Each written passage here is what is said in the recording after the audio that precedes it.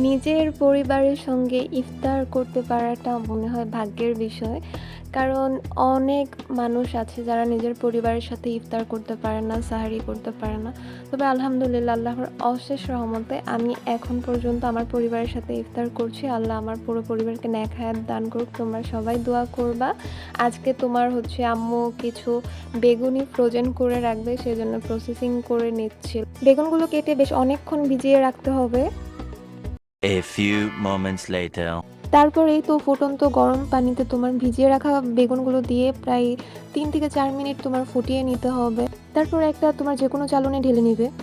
Flashback. যাই হোক, আমি তো আজকে তোমার ইন্ট্রো দিতেই ভুলে গেছিলাম। আসসালামু আলাইকুম এভরিওয়ান, আই হোপ সবাই ভালো আছো। ইটস মি ইওর ফেভারিট আপু। আলহামদুলিল্লাহ আল্লাহর অশেষ রহমতে আমিও ভালো আছি। তোমাদের সবাইকে আবারও নতুন একটা ভিডিওতে ওয়েলকাম করছি। So don't skip this video.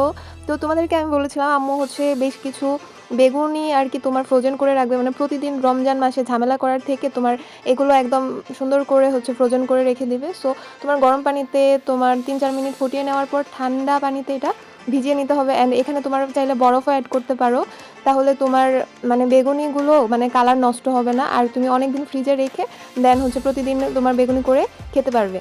তারপর 20-25 মিনিট বরফের পানিতে ভিজিয়ে রাখার পর এটা সুন্দর করে ছাঁকনির মাধ্যমে তুলে নিতে হবে। মানে ছাঁকনিতে তুমি প্রায় 1 থেকে 2 ঘন্টা তোমার তুলে রেখে দিবা। অ্যান্ড তারপর তোমার পলিথিনের ভিতরে সুন্দর করে র্যাপ করে ফ্রিজে তোমার ডিপ ফ্রিজ আর কি রেখে দিবা। আর এটা তোমরা সারা মাস আর কি তোমার বেগুনি করে খেতে পারবে, কোনো কালার নষ্ট হবে না। অ্যান্ড স্বাদও ঠিক থাকবে।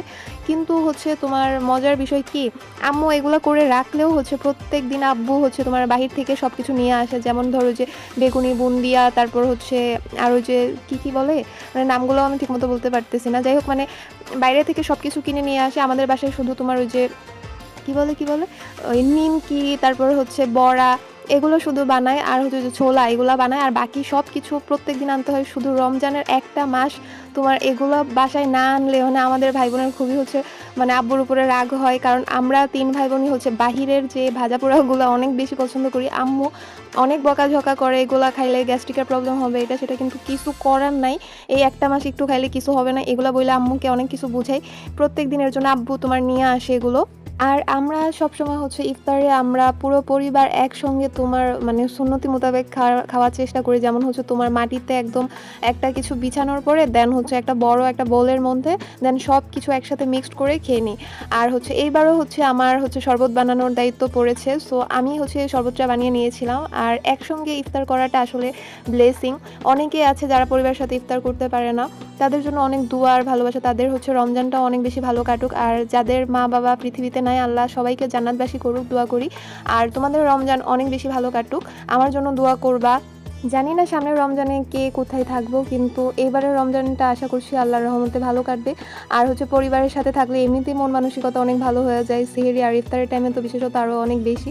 সো এখানে আমরা কিন্তু বেগুনি নিয়ে 3 ভাই বোন অনেক পাড়াপাড়ি করি। আর এই যে শেষে এই তো আমাদের খাওয়া দাওয়া একদম কমপ্লিট হয়ে গিয়েছে, মানে ইফতারের।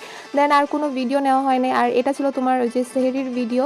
সেহরিতে খেয়েছিলাম তোমার লাল শাক দিয়ে আর ডাল দিয়ে। অ্যাজ ইউজুয়াল আমার নর্মাল একটা খাওয়া দাওয়া করতে হয় সেহরিতে। এই রমজানের সকল কাজকে ছুটি দিয়ে আল্লাহর ইবাদতে মশগুল হয়ে যাও, আল্লাহকে সময় দাও। ভিডিওতে বলা কোনো কথা কষ্ট পেয়ে থাকলে আমাকে ক্ষমা সুন্দর দৃষ্টিতে দেখবা। আসসালামু আলাইকুম, আল্লাহ হাফেজ।